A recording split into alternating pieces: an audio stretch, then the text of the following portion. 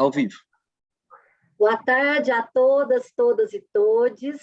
É um prazer enorme iniciar o ano de 2022 com mais um encontro do Confrontarte. O Confrontarte está no seu 3º ano. Ele começou no início da pandemia, em 2020, numa parceria com a professora Lilian Bauman, da UFRJ, com a professora Daniela Aires Pinto, da UFSC, e comigo aqui da UFG. Então, é um prazer enorme a gente estar dando início nos nossos encontros desse ano, e nós temos hoje a Cissa, já agradeço, muito obrigada, Cissa.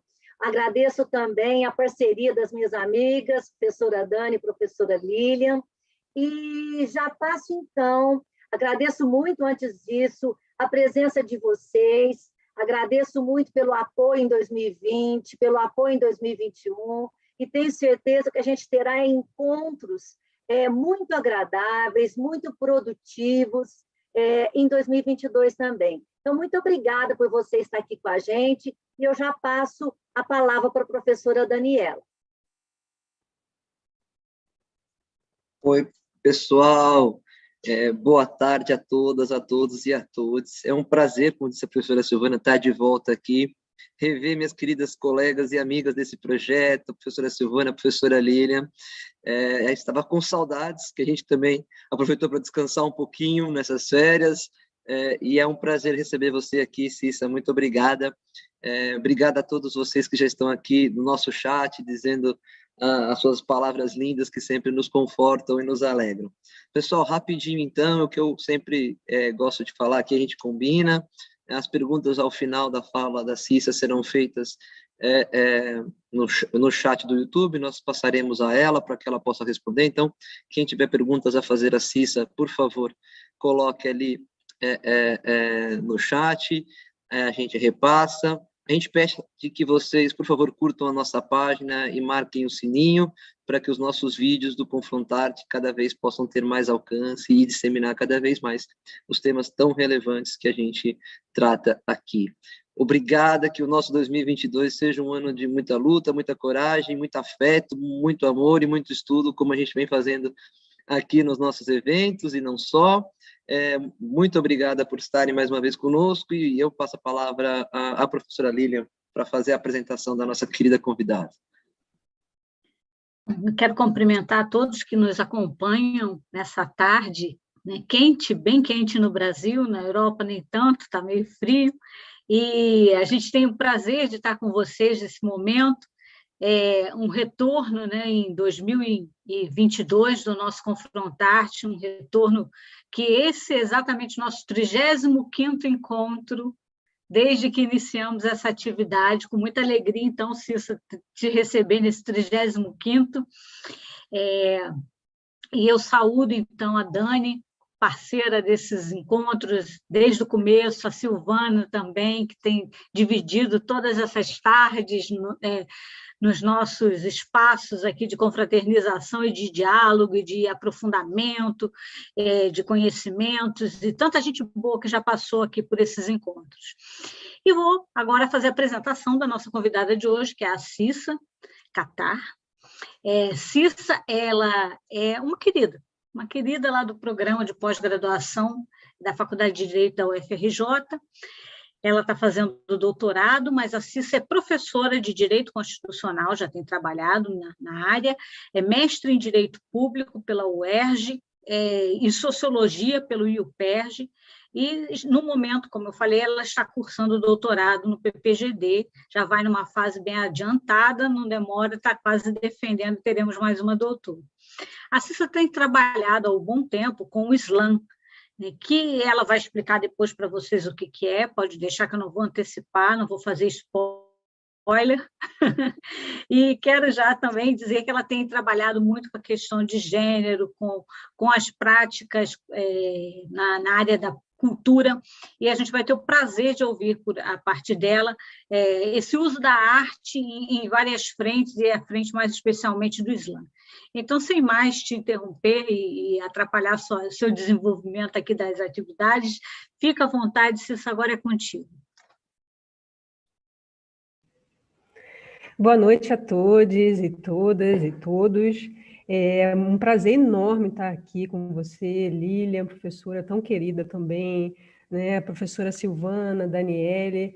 É realmente uma satisfação muito grande estar nessa tarde, né, com vocês, e em especial, né, nesse tema tão importante, né, e em geral tão marginalizado, que é justamente a interface, né, em relação à cultura, a questões, né, de negociações políticas envolvendo o gênero e os direitos culturais, né? Então é muito bom, que bom que a gente está iniciando o ano, né, já com esse tema, né, entrando aí com o pé na porta, né, de 2022, que até outubro, né, a gente tem aí muita luta e a gente vai com certeza, né, esse desgoverno aí ao menos, né, vamos ter superado pelo menos, né, uma fase bem melhor do que a gente está nos dias atuais. Bom, o nosso tema de hoje, eu vou compartilhar aqui um pouquinho, só para colocar para vocês, e para a gente se direcionar aqui, né? O tema de hoje, então, já começando nossa conversa, é justamente, como a professora Lilian já colocou, é um produto, na verdade, de um trabalho de investigação de tese, né? Um produto, né, de pesquisa, mas também, enfim, a gente sabe que a gente não separa a vida acadêmica da nossa própria vida, né, e atuação política, né, de engajamento, compromisso com teorias críticas, né, que eu acho que é muito importante, que é justamente o Islã para além, né, do gênero. Então, eu vou explicar um pouquinho, né, para a gente começar. Afinal, o que são os Islãs? E logo em seguida eu vou compartilhando com vocês um pouquinho também do meu processo, então, de pesquisa, né? Então, alguns eixos de identificação que eu já fui fazendo ao longo desse trajeto, e também algumas inquietações que eu vim, né, com esse processo de pesquisa, fui acompanhando, né, justamente esse Islã e entendendo algumas repercussões e impactos dentro, né, da área jurídica, né? Então, o impacto normativo é possível, né, dentro dessa área de discussão, né? Então, vamos lá. Afinal, né, compartilhando aqui, colocar, não está passando, que bom. Agora foi. Bom, vamos lá. Em 2018, né, pós execução de uma vereadora no Rio de Janeiro, né, a vereadora Marielle Franco, eu estava justamente no dia 17 de julho, num ato, né, de manifestação político, né, de homenagem justamente a essa vereadora. Nesse ato em específico, eu coloquei aqui a foto, né, foi justamente numa área central do Rio de Janeiro, que foi na Cinelândia, e havia, né, muitos grupos, muitos coletivos políticos, né, envolvendo justamente a vereadora, até que, enfim, tinha um processo de luta acontecendo, né, justamente por conta dessa homenagem, e até que, no meados da noite, eu escutei justamente um grupo de poetas, né, em especial mulheres, ou, né, naquele momento, lésbicas, bi ou transexuais, que estavam declamando justamente poemas, e uns poemas que tinham, né, uma performance oral muito intensa. E quando eu vi, né, algumas poetas dizendo, no meio daquele eco, né, naquela praça, né, em especial ali, logo após um ato, né, de homenagem justamente a um processo de luto que estava acontecendo naquele momento, eu percebi que havia algo de diferente, né, de se movimentar, se deslocar, né? Então eu percebi, a partir daquele momento, algumas vozes erguidas, alguns corpos naquela praça que estavam justamente, né, se deslocando de um momento, né, de luto para uma possível luta, né, para uma possível busca de suporte, de redes dentro, né, daquele momento, naquela noite. E aí que em 2018, justamente, eu comecei já a acompanhar esse coletivo, então, né, explicando já desde o início o que é o Islã nada mais é do que um grupo, um coletivo artístico, né, político, que tem como um dos objetivos, né, aí autodeclarados, deixa eu ver se eu coloquei aqui, né, de desenvolver potências artísticas justamente para com uma missão já também declarada, enunciada por elas, antimachistas, antifascista, LGBTfobia, gordofobia, antigordofobia e também antirracismo.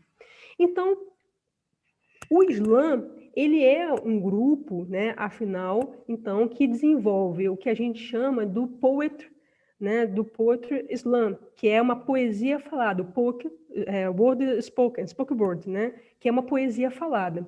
E por que é essa nomenclatura em inglês, né, o Islã como uma batida?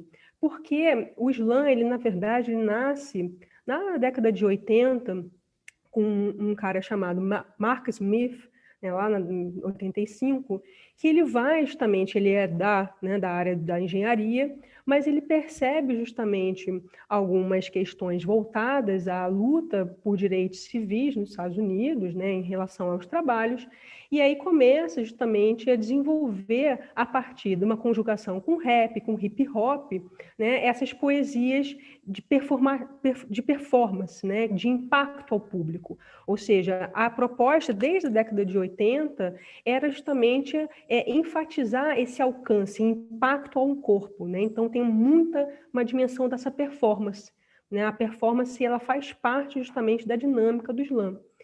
Em especial, aqui no Brasil, já fazendo uma ponte, né, em meados de 2013, a gente já tinha alguns islãs, não só no Rio de Janeiro, né, que foi justamente o que eu me identifiquei, né, me deparei, mas já tinha no Brasil uma poeta chamada, e atriz também, né, chamada Roberta Estrela Dalva, que pega esse movimento, né, e traz justamente para o Zap, né, que é a zona da palavra autônoma, autônoma da palavra, né, e que em São Paulo também, né, começa a desenvolver algumas atividades voltadas para essa performance, né, para uma ideia justamente de uma poesia falada. É interessante também que hoje a gente tem mais de 150 grupos de islãs no Brasil, né? No Brasil inteiro. Ele está espalhado, né, pelo Brasil inteiro. A gente tem em todos os estados esses coletivos. Porém, a pesquisa que eu propus e estou fazendo justamente é me concentrar, fazer um recorte, e aí sim, né, em relação a olhares voltados para uma discussão de gênero e uma discussão interseccional que envolve também, né, trabalhar no Brasil as dimensões de racialidade, de racialização, né, dos processos de racialização, que é justamente entender, né, por que teve-se a necessidade de criar grupos coletivos de Islã voltados especificamente para a população LGBT, né, no caso, e mais especificamente LGBT, que são de lésbicas, bi e transexuais, né? Então, no Islã das Minas, que é justamente um grupo, né, um coletivo que eu mais acompanho, é justamente a fala, a enunciação só pode ser feita, na verdade, se exclui a fala de homem cis, né? Então, é interessante essa dimensão. E por que isso? Isso eu percebi depois também, que era, primeiro, né, com um processo que a gente sabe, né, que no âmbito da arte, do hip hop, da arte de rua, ela é basicamente dominada, né, por homens, e mais do que isso, dentro da cena artística e cultural dos islãs, havia também um domínio masculino, e como há uma disputa também relacionada a uma disputa artística, né, voltada para uma cena artística cultural dos islãs, com campeonatos estaduais, nacionais e até internacionais, né, no caso na França, nenhuma mulher, nenhuma poeta chegava até essas eliminatórias. Então, foi se criando espaços, né, justamente para essa composição, né, então potencializar essas vozes, né, que estavam sendo marginalizadas durante também na cena do próprio Islã, né? Então, a gente percebe, né, que isso é uma dimensão interessante e, afinal, né, o que eu mais, dentro, né, desse processo de pesquisa, comecei a me interessar, para além, obviamente, né, dessa questão de entender que grande parte, né, do que o Islã faz, né, do Islã das Minas em especial, trabalhar com, né, poesias que utilizem da identidade de uma forma política, e aí trazendo temas como, por exemplo, né, de processo de escravização no Brasil, né, questões relacionadas à violência contra a mulher, né, tem temas relacionados também às questões, né, de um machismo estrutural, e isso foi se criando, essa rede, né, de slams, como uma forma de movimentação realmente política, até mesmo porque grande parte, né, dessas poesias tem justamente um intuito de alcance, né, de criar um alcance, de reverberação de uma voz que há muito tempo, né, estava sendo marginalizada. Então, por exemplo, né, a gente tem o Slam das Minas também em São Paulo, né, além do aqui do Rio, São Paulo, Bahia, Pernambuco e Acre, né, a gente também tem o Slam das Minas no Acre. A gente percebe que né, uma missão que é justamente de buscar reverter um processo de subrepresentação das mulheres, né, em papéis criativos relevantes. E aí eu trouxe justamente alguns dados interessantes para a gente acompanhar, já que, né, isso é um dado de relatórios europeus, um dado de relatórios do próprio IPEA, que já identificam, né, uma subrepresentação das mulheres, porque, bom, a gente já sabe, né, que grande parte delas trabalham dentro da arte no campo, ora de capacitação, ora educacional, ou seja, não nunca, né, mas uma produção artística de protagonismo mais reduzido, e também, né, com uma desigualdade salarial, né, ou seja, isso dados bem recentes, de quase, né, 67% em relação aos homens, ou seja, a gente tem, né, alguns dados já mapeados que já fala sobre essas desigualdades, né, de gênero na área da cultura. Então, esse setor ele já está, né, com uma subrepresentação e com uma desigualdade salarial, né?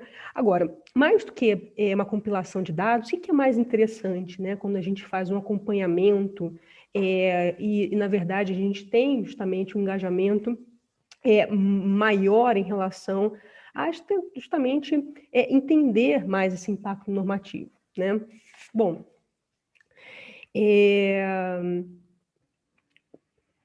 o que é interessante é a gente perceber que esses coletivos, né, na verdade eu vou falar agora de dois eixos mais interessantes que eu até agora identifiquei, né, para compartilhar com vocês.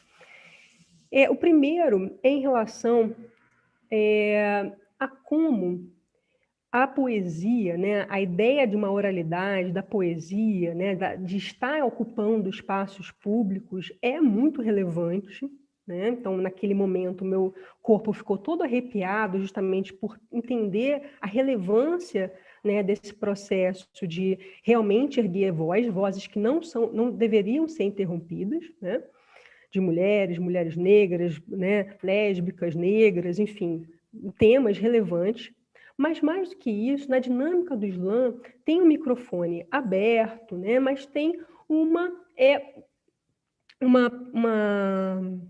uma estrutura que ela, na verdade, te induz, e aí muitas das poetas, né, me falavam isso naquele momento, né, de um processo de acompanhamento, que te induz a usar essas identidades, né? A usar essa identidade dentro de uma estrutura, uma ausência de estrutura na cultura que só aciona o sofrimento, né, exposto em praça pública, né?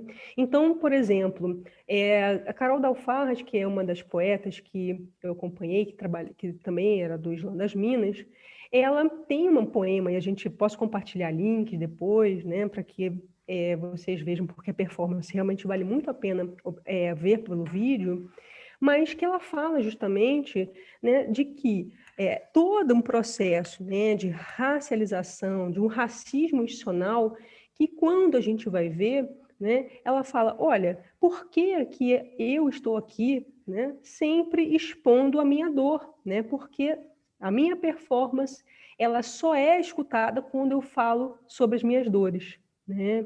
E isso também seria uma forma de continuar reproduzindo, por exemplo, o racismo estrutural, né, no Brasil.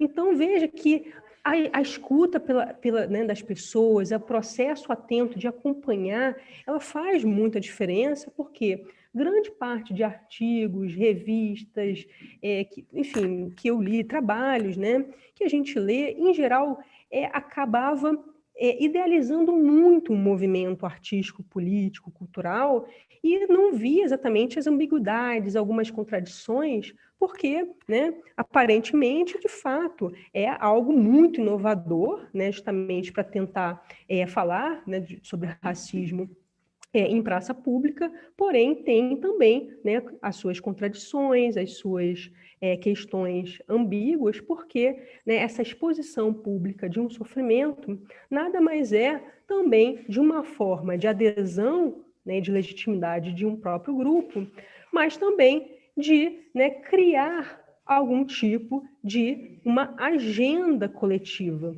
né, e de reproduzir uma agenda coletiva.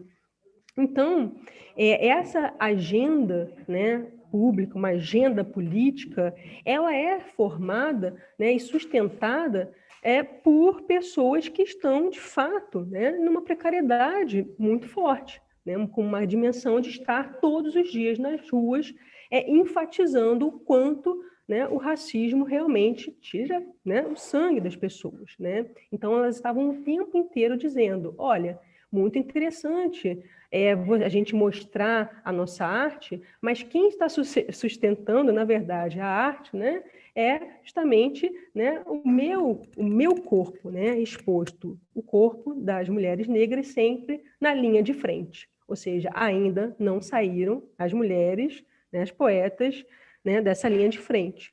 Então, quer dizer, a dor, a raiva, o cansaço, eu identifiquei algumas categorias importantes, e aí utilizando, né, os frames, que de categorias dentro da produção teórica sobre movimentos sociais, identificando justamente essas formas, né, de como, afinal, nós, aí, né, do direito, estamos entendendo as fontes de indignação e como isso, afinal, né, vai reverberar, então, dentro de uma negociação nas instituições, né? Então, e aí foi justamente o segundo eixo, né, que eu comecei a pesquisar para entender se, bom, elas estão performando nas ruas, elas estão fazendo o seu sustento próprio a partir da arte, mas vem cá, afinal, há uma negociação com as questões relacionadas, né, a mudanças legislativas? Será que elas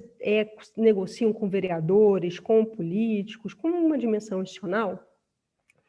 E aí, antes de responder isso, é importante a gente perceber que uma frase, para mim, foi muito relevante, que me deu alguns desdobramentos de análise, que foi a seguinte, né? No geral, no começo das apresentações, um dos poetas, que é hoje o Tom Grito, né, que fez uma transição também recentemente, né, transição de gênero, ele falava, olha, né, nós somos um coletivo independente. Quanto mais independente nós somos, mais a gente depende de vocês. O que isso significa, né? A questão relacionada à independência artística, né, artistas que são, né, dotadas de uma pseudo-autonomia, é justamente uma interdependência de um público para dar, né, um suporte relacionado a cachês, né, a cachês não, como é que se diz? A uma retribuição econômica, né, ali direta, imediata, e acaba também criando uma reprodução de uma informalidade que se faz presente, porque a gente sabe que grande parte, né, daquelas artistas também não tinham exatamente, né, um vínculo empregatício, né, a gente não tem esse suporte, e mais do que isso, muitas delas não tinham nem também uma vinculação, por exemplo, que é muito comum hoje, né, que é a questão do microempreendedorismo individual, né? Então, o que eu percebi, né, nesse momento, de que havia, né, uma necessidade, uma demanda que as próprias poetas falavam para mim, né, ou seja, a gente conversava tanto presencialmente quanto por WhatsApp, numa relação de buscar, né, patrocínio, buscar fontes de financiamento das suas atividades. E aí, essa é uma questão que eu acho interessante, né, que aí foi mais um ganho, né, em relação a justamente um acompanhamento mais próximo, é de entender as dificuldades materiais nessa redistribuição política e econômica na área cultural, né? Então, veja que é muito interessante perceber, né, que, bom, questões muito básicas, né, em relação à formalização, por exemplo, em relação ao MEI, né, uma das grandes demandas que se tinha era, bom, a gente não consegue por conta de burocracias na própria prefeitura, né, tinha uma dimensão. Outra questão era que a própria, né, institucionalização do MEI tem seus problemas, lógico, mas havia uma demanda imediata de que precisaria justamente para emissão de nota fiscal para ser contratados, né? Ou seja, havia justamente uma lógica, uma racionalidade, né, tipo, que tem voltada para uma necessidade prática, né? Ou seja, de ir trabalhar, né, dentro, né, de receber, né, pelo seu próprio trabalho.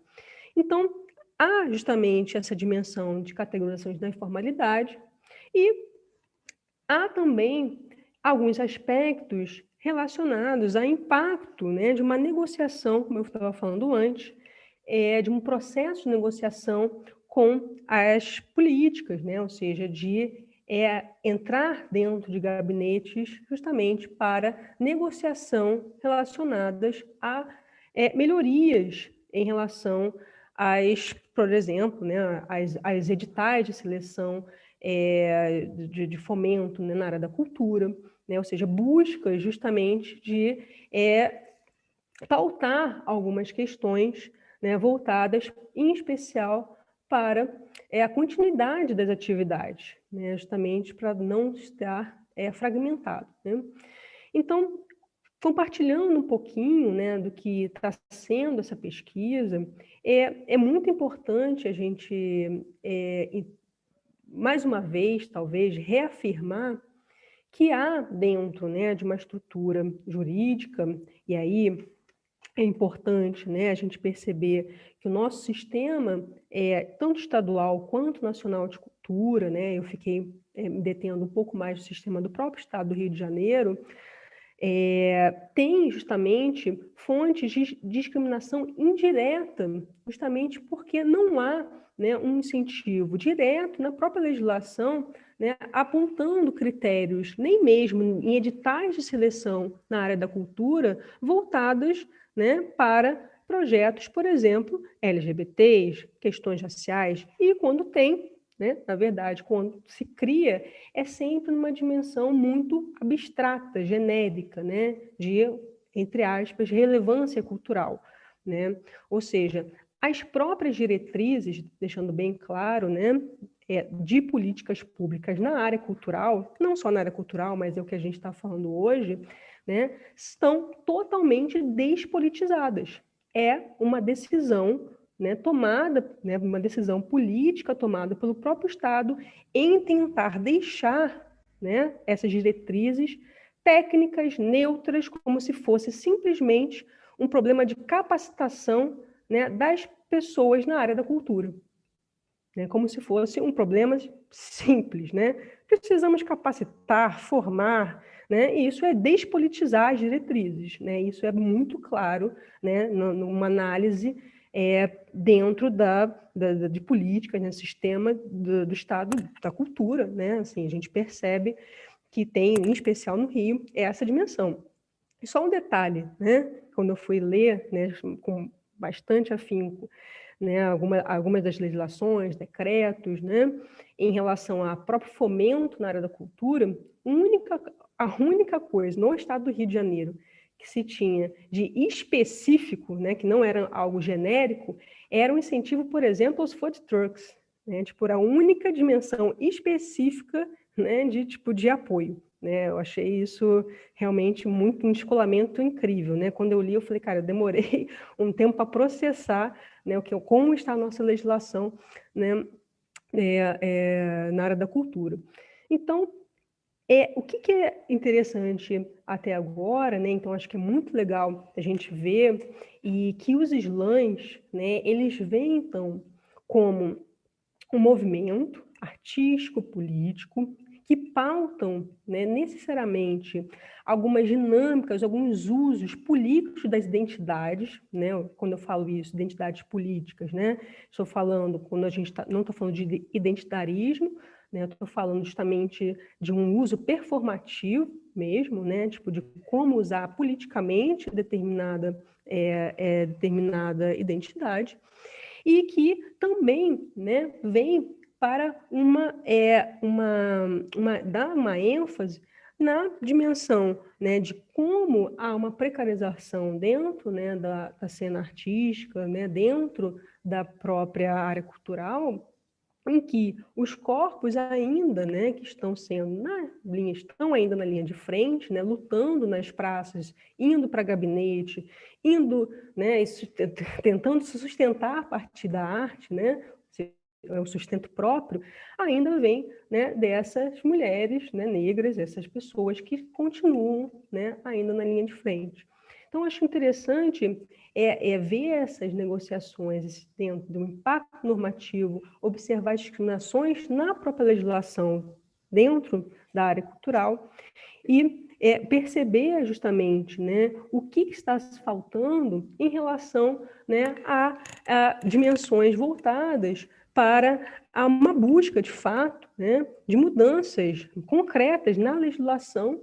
E aí, né, a gente justamente um trabalho que eu ainda não terminei, né, então vou, né, justamente fazer essa sistematização para poder justamente buscar algumas dimensões concretas, seja numa área, né, de negociação, de uma redução de burocratização, até mesmo, né, criar fontes de governabilidade local para buscar, de fato, né, a gente buscar uma sustentabilidade, né, para além, obviamente, das agências que já, né, de fomento, tanto nacional e internacional, que já também tem um monopólio muito grande para produtores, enfim, grandes artistas que já têm, né, algum tipo de suporte, né? Então, grande parte, né, do trabalho vem justamente buscar analisar essa relação, né, de que, de fato, a gente precisa, né, entender como, né, a luta, a busca por direitos, por dignidade, né, acabam também criando algumas ambiguidades, porque, né, as pessoas estão continuando expondo as suas dores, né, a partir da poesia, a partir, né, de uma exposição pública. E, né, além da escuta, a gente precisa também estar junto, né, para criar, né, mecanismos antidiscriminatórios dentro do próprio direito, e aí aqui dentro especificamente na área cultural, né? Então aqui, né, justamente algumas frases, né, essa inclusive é a foto da minha geladeira, realmente, que justamente são as frases, né, que as meninas me deram, inclusive, né, em relação ao que elas expõem nas ruas, né? Então, o Islã das Minas, no caso do Rio de Janeiro, é justamente uma marca, né, de não interrompimento de vozes. Andrea Bach fala, né, que não vai ter preto, não vai ter mais preto, vai ter mais preto na faculdade, sim, do que na delegacia, né? A força só tem um detalhe para quem vive resistência, dada alfarras, né? A Gênesis fala em relação à violência doméstica para respeitar as minas, as monas, né? Porque tem um 80, e também há muitos questionamentos voltados, né, para as questões voltadas à sexualidade, as repressões voltadas a essa máquina, né, de moer gente, que é justamente um sistema neoliberal, racista, né, que se faz presente na nossa sociedade. Então, aqui justamente, né, eu acho muito legal a gente perceber esses eixos, né, alguns detalhes, porque, de fato, né, ser resistência na arte, ser resistência no direito, ser resistência, né, a Daniele iniciou, né, esse processo na sua fala inicial sobre essa luta, se a gente resistir esse ano, é justamente algo estritamente, né, necessário, mas temos muitas lágrimas correndo e que, na verdade, a gente precisa prestar muita atenção, né, ao que, né, a gente não está conseguindo ver, né? Isso eu acho que é muito importante. Então, criar essas redes de solidariedade, seja a partir do Slam, né, a partir da arte, que é justamente um instrumento muito relevante, né? Não por acaso, né, esse governo Bolsonaro, né, a partir do ministro, né, do Mário Frias, né,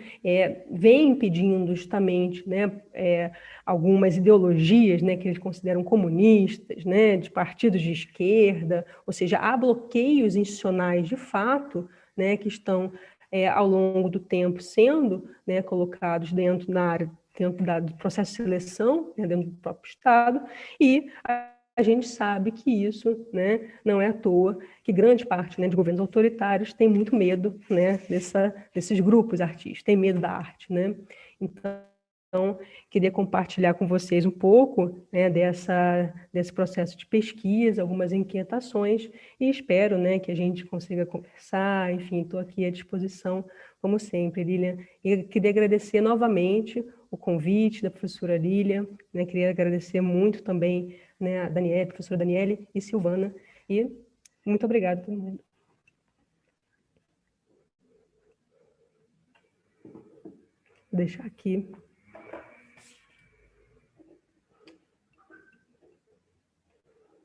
Cissa, muito obrigada pela tua apresentação, foi tão rico aqui, tantas questões importantes que vão se imbricando umas nas outras, quando se trata da arte, do grupos que são considerados marginais no setor artístico e social, como algumas formas de arte muitas vezes têm mais protagonismo e outras ficam mais apagadas nos processos, como as políticas são construídas para não atender, né, essas demandas. O Rio de Janeiro ainda tem essa peculiaridade do carnaval, que parece que suga uma grande parte, né, do que se entende por produção artística e movimentos populares, né, em torno da arte carnavalesca, e acaba que a gente, com isso, perde a riqueza, perde essa essência plural que é a arte, né? E essa luta que ela traz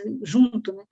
com cada grupo, com cada modalidade, com cada forma de apresentar a sua resistência em sociedade, não só a resistência à beleza, à estética, tantas outras coisas, né, que vem no pacote. Então, Cícero, eu queria te perguntar bem assim, desse processo todo que você tem vivenciado como alguém que participa tanto como uma modalidade de arte que te diz respeito, mas também como uma pesquisadora, qual a contribuição que você acha que a academia pode dar para esse segmento artístico, né? Que tipo de construções a gente pode associar aí nos nossos intervenções, não é para ajudar, é para fazer junto, né? Esse processo da arte, né? Se tornar algo que realmente tenha essa penetração importante na sociedade e chegue a outros setores que precisam conhecer também o que está sendo feito. É isso.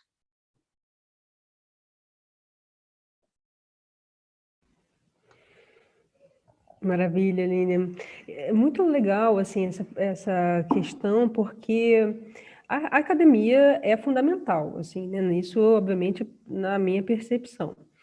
Mas é interessante que os próprios coletivos, e a gente, né, e aí compartilhando um pouco mais sobre a pesquisa, que os próprios coletivos desconfiam muito da própria academia, né? A gente também tem nossas críticas, né, que são importantes também para a gente poder aperfeiçoar, né, justamente por conta de um distanciamento muito grande, né, em relação ao que se é feito, né, do que, enfim, as pessoas geralmente vão, né, fazem visitas pontuais e depois nunca mais falam com determinadas pessoas, né? Ou seja, às vezes as pesquisas elas acabam, algumas poetas falam de, né, se apropriam de determinada questão e vão teorizar e esquecem de uma dimensão mais prática e concreta, de material, né? O que, na verdade, é uma das grandes reclamações, né? Por exemplo, das pessoas com quem eu conversei, né? Então, sempre há uma certa desconfiança, né, em relação à academia. E isso, para a gente, é importante, a gente perceber o que está acontecendo, né? Será que a academia, de fato, está muito distanciada, né, da realidade, né, de uma experiência concreta das pessoas, né? Isso a gente precisa, de fato, entender, né, porque, como você bem falou, acho que o caminho é construção conjunta, né? Então, a gente tem, né, uma reflexão conjunto analítico, né, que pode potencializar e muito, né, o avanço de algumas áreas, né? E, obviamente, não descartando que a produção de saber das ruas ele é enorme, né? Às vezes né, uma potência incrível.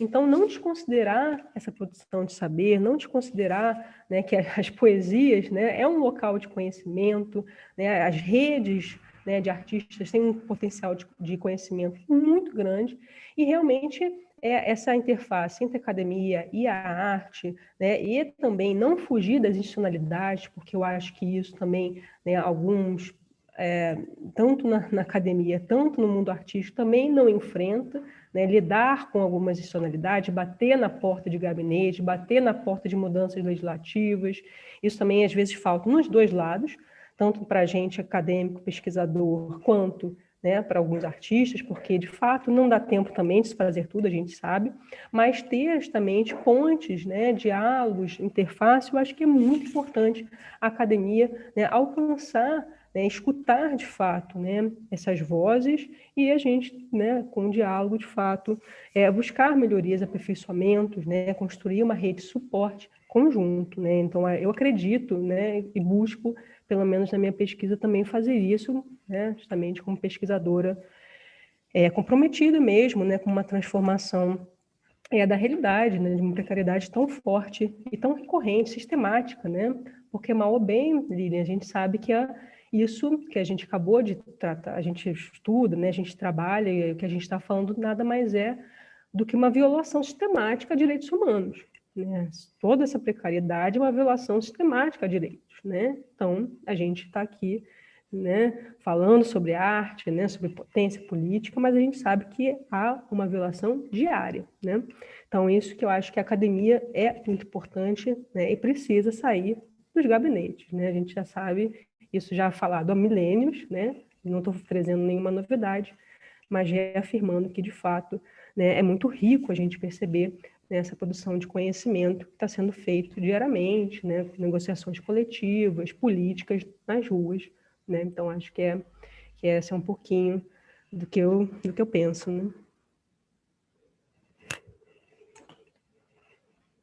Não sei se você gostaria de falar. Semana. Eu tenho uma pergunta também, Cissa. Eu estava aqui, enquanto você falava, eu estava aqui pensando, né, sobre a arte, sobre essa arte que sempre nos mostrou elitista, pouco democrática, excludente, e aí você traz isso em relação a uma perspectiva geral. E ela vai acentuar mais quando a gente vai pensar nas mulheres na arte, né? E mais ainda das mulheres negras nas artes, e mais ainda das mulheres indígenas nas artes, né? E aí você traz o Islã como uma proposta de resistência de grupos que estão geográfica e politicamente, perifericamente falando, né? E num momento onde a gente tem não só uma despolitização da cultura, mas também nós temos um projeto de extermínio da cultura. E aí eu fiquei pensando que essa precarização ela atinge ela atinge diretamente as artes, né, em geral. Mas você traz o slam, com 150 grupos, fiquei muito impressionada como as pessoas se articulam com a poesia falada. Isso é encantador.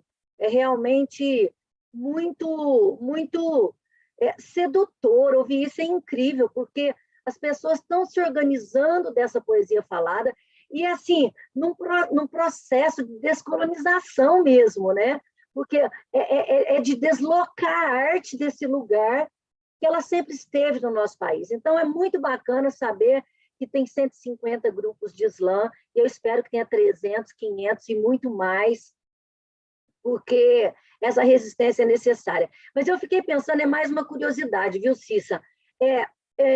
Nós não temos fomento, né, nesse projeto, esse projeto de morte que nós estamos submetidos nesse governo. Ele ultrapassa a pandemia, ele ultrapassa muitas das propostas do próprio governo, porque a proposta de morte, ela chega até nós, ela chega nas nossas emoções, ela chega na nossa forma de se organizar na vida emocional, no nosso trabalho, enfim, eu acho que isso está aí claramente, o número de pessoas doentes na universidade, tanto docentes quanto discentes, então é esse projeto. Mas essas pessoas estão acostumadas a resistir. Não é o primeiro trabalho, imagino, de resistência delas, porque elas têm que resistir. Mas elas precisam resistir economicamente também. Aí eu fiquei pensando, tem alguns desses grupos que já sobrevivem economicamente, e como que isso se dá? Essa que é um pouco da minha curiosidade em relação ao slam nesse momento no país.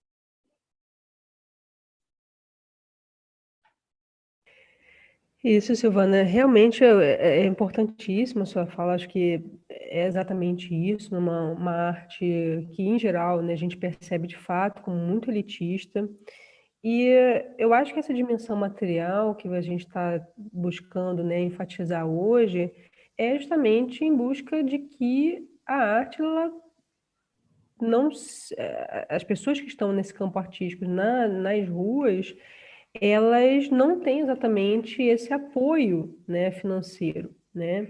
Então, quando eu falei, por exemplo, lá no iniciozinho, né, isso vai ter de vários desdobramentos, mas um deles, né, de que as pessoas dependem de um público, é justamente porque elas ganham, né, um espaço, um chapeuzinho, né, em relação a dinheiro, que esse dinheiro nada mais para um sustento semanal, diário, ou seja, não há exatamente um planejamento a médio e longo prazo nem pensar. É justamente sempre a curto prazo, né? Então, é interessante que há também, né, para uma busca de complementação de renda, é justamente a venda, por exemplo, de zines, né, que são alguns livretos com poesias que se vendem na rua. Há também uma complementação de buscar vender caneca, vender blusa, justamente porque, né, a gente percebe a necessidade, né, elas percebem essa necessidade, justamente porque não tem fomento, né, como você bem já identificou. E mais do que isso, né, é importante a gente ver que essa, como você falou muito bem também, que a resistência, né, essa forma de resistência, não é porque são pessoas fortes, né, é porque já estão, de fato, né, com habilidade, né, de uma negociação, né, diária em tentar obter recursos, né, ali diariamente, para a semana, para comer, realmente para comer, né, para se alimentar, né, como as condições mais básicas mesmo, né? Então isso, mas por isso que eu falei na minha fala, lá no iniciozinho, que às vezes as pesquisas são muito idealizadas, né? Como se não tivesse, a pessoa não tivesse que, né, morar um local, né, para pagar um aluguel, para poder pagar, né, determinadas questões de sobrevivência da sua própria vida, né? Então, algumas delas, né, me buscaram justamente para tentar tanto formalizar a partir do MEI. O próprio coletivo do Slam também já me buscou para tentar formalizar uma ONG, justamente para tentar disputar recursos, né? E é interessante que essa formalização não foi para frente, porque algumas recebiam benefícios sociais do governo, né? E que ficavam com medo de perder o seu próprio benefício porque ia entrar numa organização. Ficavam com muito medo. Não, eu não posso perder esse básico aqui, né? Porque... Não, então, olha né, como as pessoas estão, né? Ou seja, num limbo muito grande, muito forte, né? E aí sempre dependendo, então, como não tem um dispositivo político para poder disputar recursos, também ficam acabando subjugadas por produtoras que acabam, né, já tendo algum suporte jurídico e econômico, e elas ficam subordinadas a essas produtoras, né, justamente para receber algum tipo de recurso. Então, por exemplo, né, como elas não tinham MEI até no início das atividades, né, uns 2 anos atrás, elas tinham que entrar em contato com uma produtora que pudesse emitir uma nota fiscal. E isso, né, ainda tinha uma taxa, né, ou seja, do que elas iriam receber para poder emitir a nota. Ou seja, né, então a gente vê uma cadeia, de fato, que reproduz essa precariedade, né, como você está bem observando, justamente porque quem está, né, conseguindo fomento, e isso não é exatamente só de agora, a gente já sabe que é um problema, né, um pouquinho mais antigo, que hoje a gente não vai ter, né, enfim, né, possibilidade, espaço para poder falar, mas essa dimensão, né, de fomento, de recurso, a própria lei de incentivo, já se tem um monopólio muito grande também, já muito, né, a própria Rouanet, por mais que, né, tenha sido um avanço, a gente sabe que já tinha alguns problemas em relação à redistribuição econômica na área, né, de fomento. Então, é interessante, né, a gente perceber o quanto no dia a dia também acaba, né, se reproduzindo, né, esses monopólios da cultura, né, e acaba quem definindo o que serve ou não serve ainda continua sendo uma certa elite, né?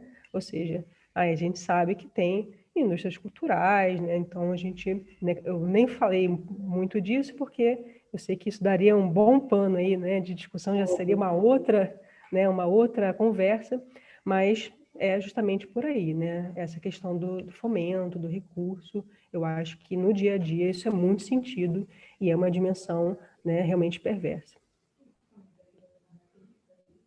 Cissa, primeiro, parabéns, muito obrigada pela tua fala, aprendi muito com você hoje, gosto desses dias que a gente aprende muito, né, Silvana, Lilian. Cissa, nós temos 2 perguntas aqui do pessoal do chat, eu queria te fazer uma pergunta rápida também, e aí você faz esse bloquinho de 3 e a gente já nos encaminhamos para o fim, né? Cissa, eu queria te perguntar uma coisa, mais para curiosidade, obviamente, como vocês lidam com isso, o fato, qual é o apoio que vocês têm fora dos grupos que pertencem aos grupos de Islã para sustentar a demanda de vocês, a luta de vocês, o trabalho de vocês, né? Principalmente das pessoas que estão trabalhando com arte e que são cis, né? Principalmente homens cis, como vocês colocam ali, né? Porque quando a gente conversa com alguns coletivos nesse sentido, a gente percebe que por mais construído que as pessoas estão buscando tornar-se, né? Por mais há sempre um entrave aqui que acaba criando barreiras para que grupos como os grupos de Islã acabem sofrendo também com digamos assim, com fogo amigo, com aqueles que podiam estar carregando as pessoas para frente, acabam criando obstáculos desnecessários, né? E às vezes isso pode ser um empecilho grande. Então eu queria te ouvir mais sobre isso, né? Porque parece ser um contínuo de movimentos não só da arte, mas também muitos movimentos sociais nesse sentido, cada um com as suas características, né? E aí temos 2 perguntas aqui, tá, Cissa? Eu vou fazer aqui, se você quiser que eu repita, depois me diga, tá? Nós temos uma pergunta da Renata Bates, ela fala: Cissa, o que mais te chamou a atenção ao relacionar o campo jurídico com a área artística? Tá? E depois nós temos uma pergunta do Carlos Vitor. Ele pergunta: Cissa, você não acha que a resistência de grupos aos pesquisadores não se dá também por culpa de alguns que adotam um tom denuncista da pesquisa, interpretando situações a partir unicamente das próprias experiências, ao invés de se preocuparem principalmente em compreender e explicar o que observam com os olhos dos próprios atores pesquisados. É isso? Então, Cissa, por favor, a palavra é com você. Maravilha, gente. Nossa, perguntas maravilhosas, inclusive. Vou tentar aqui responder de uma forma breve, né? Porque são muito boas. Assim. Vou começar aqui pelo fim, então, pela pergunta do Carlos Vitor. Né? Eu acho muito interessante, sim. Né? Eu acho que essa questão da pesquisa, né? Que eu acho que é o link que a Lilian falou, eu acho que é uma complementação muito boa, que em especial na área jurídica, a gente tem essas marcações, né, de buscar denunciar, fazer diagnóstico, um relatório, porque aí vai ficar, né, enfim, num ponto de enquadramento de vítimas versus, né, algozes. Isso, de fato, pode ser um certo maniqueísmo, né? Então, acho muito importante essa pergunta do Carlos, porque, de fato, a gente tem nossas categorias no direito, né, em relação à vitimização, em relação, né, de o que é uma categoria de vítima, e que essa questão que eu estou colocando, né, de uma exposição de dores, de sofrimento, é um pouco para quebrar essa dicotomia entre vítima versus um sistema perverso. Não é exatamente isso. Né? É um pouquinho mais complexo que, né, justamente tentando buscar os sentidos que o próprio coletivo dá em relação a essas marcações, né? Então, fazer uma teoria crítica no direito, eu acho que é interessante a partir dessa perspectiva, né? Da gente não ficar enquadrando o bem versus o mal. Isso já é algo muito bom, assim, eu acho que é um avanço, né, de ideias, é um avanço que se pode, de fato, criar o que a Lilian estava dizendo ontem, diálogos, né? Eu acho que é por aí. Em relação, né, a outros apoios também, acho que é um pouco o que a gente vive também dentro da própria academia, né? A gente sabe o quanto é difícil, né, Lilian, conseguir né, apoio financeiro, o quanto é difícil CAPES, o quanto é difícil, né, ter um suporte na área da ciência, né? A gente vive isso todos os dias, né, com muita corte de verba, né, com o tempo inteiro, né, com essa dimensão de desmonte mesmo, né, do ensino público no Brasil. E a gente percebe que uma das grandes saídas, por exemplo, que a gente tem em parte, emendas parlamentares, né? Uma possibilidade que a gente, alguns coletivos de slam, inclusive, né, têm diálogo direto, né, já conseguiram, inclusive, emendas também parlamentares, ou seja, buscando também, por isso que eu falei dessa negociação política em gabinetes, o quanto as pessoas estão sim se organizando, estão sim, né, se colocando ali, né, dentro, não estão delirando, né, ficando fora justamente dessa busca, buscando orçamento mesmo, botando pauta orçamentária. Então, as pessoas estão, de fato, como a gente também, né? A gente também está lutando dentro da própria academia para, né, maior suporte e apoio financeiro.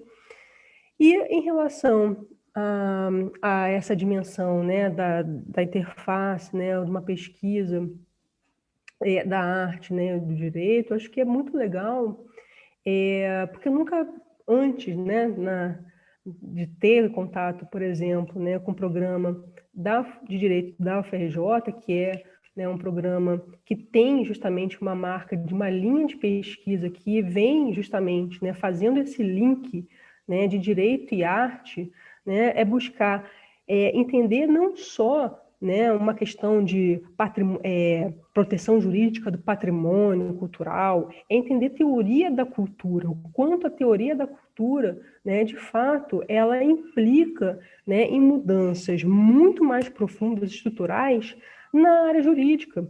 Né? Se o problema é estrutural, a busca, né, no direito também é por um processo estrutural.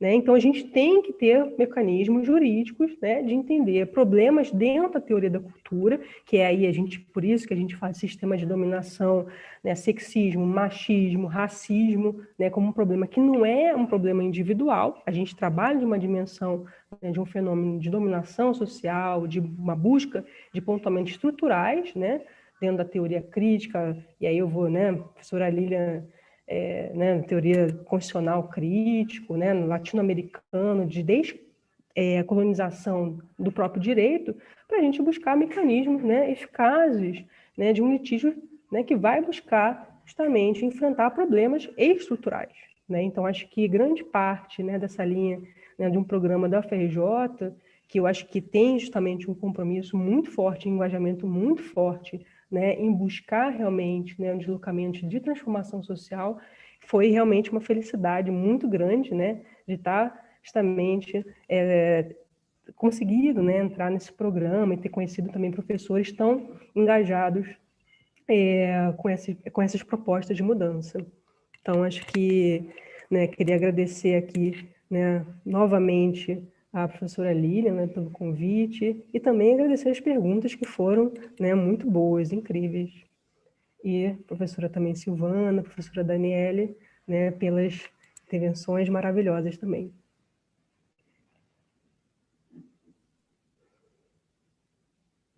Professora Silvana, professora Lilian, acho que nós não temos mais perguntas aqui no chat. Só gostaria de agradecer mais uma vez, Cissa, muito obrigada pela partilha, foi muito enriquecedor para mim, para nós, eu acho que para todos nós. Então, muitíssimo obrigada, viu, por ter trazido para nós tantos conhecimentos. Então, já passo a palavra para a professora Lilian.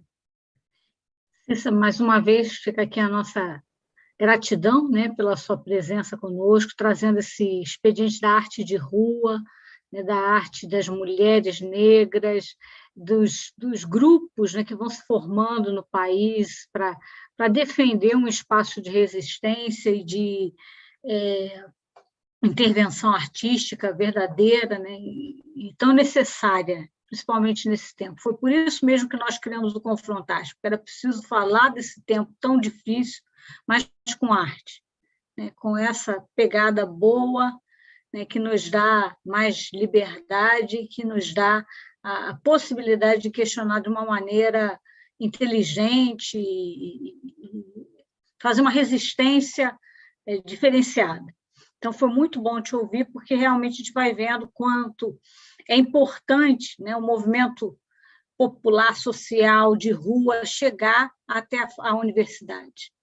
E a diferença que faz conhecer e trazer para junto de nós essas intervenções. Então, animo aqui os estudantes que nos acompanham a fazer esses objetos de pesquisa a partir das ruas, né? A gente fechou o ano passado falando do direito achado na rua, e a gente começa esse ano com a arte de rua, acho que tem tudo a ver. E aí, com isso, eu também aproveito para me despedir da Cissa, da Dani, da Silvana, por esse momento maravilhoso que nós tivemos, e agradecendo a todos que nos acompanharam, deixando já indicado que a gravação fica no canal do GPIC, no YouTube, né, para depois vocês também compartilharem o vídeo e divulgarem o trabalho. Obrigada, professora Lilian. Eu também, Cissa, quero fazer das palavras da Lilian e da Silvana as minhas. Acho que a gente aprende, todo o Confrontar a gente aprende muito, aprende coisas que não fazem muitas vezes parte do nosso dia a dia, mas que nós podemos fazer com que façam, nós podemos incentivar com que ocorram os nossos espaços de interlocução, né? Eu falo daqui de Santa Catarina, a professora Silvana de Goiás, a professora Lilian do Rio, né? Cada um dos exemplos que vocês nos trazem aqui são fontes inesgotáveis de inspiração, e isso é muito bom, né? Acho que começamos realmente o nosso ano muito bem, né? Então, também quero agradecer a todos que vieram aqui hoje com a gente, e passo a palavra para você, Cissa, se você quiser fazer as suas considerações finais, se tiver alguma coisa mais para dizer, já desejando uma boa tarde para todo mundo, e a gente se vê. Aí a gente, brevemente, eu acho que daqui 15 ou 20 dias, né, professora Lilian, professora Silvana, mas nós passaremos a vocês o nosso calendário muito em breve. Não, gente, só queria realmente agradecer e a importância realmente do Confrontarte, né, de fazer essa, né, que bom, né, que a gente também tem dentro da academia, né, que a gente estava falando antes, né, em Goiás, aqui de outros estados também fazendo articulação, diálogo, né, propondo reflexões e vendo, né, tipo, pesquisas, compartilhando ideias e espero, enfim, acompanhar, enfim, participar mais também, né, do projeto, porque realmente é um projeto, né, que é fundamental, né, dentro da nossa área, né? Então, mais uma vez, muito obrigada. Então, muito obrigada, pessoal. Até a próxima. Fiquem bem, já sabem. Vacina, máscara, nós estamos quase vencendo isso aí, para que possamos nos ver presencialmente, que está fazendo muita falta, dar abraços e trocar sorrisos e afetos. Então, até mais, pessoal. Tchau.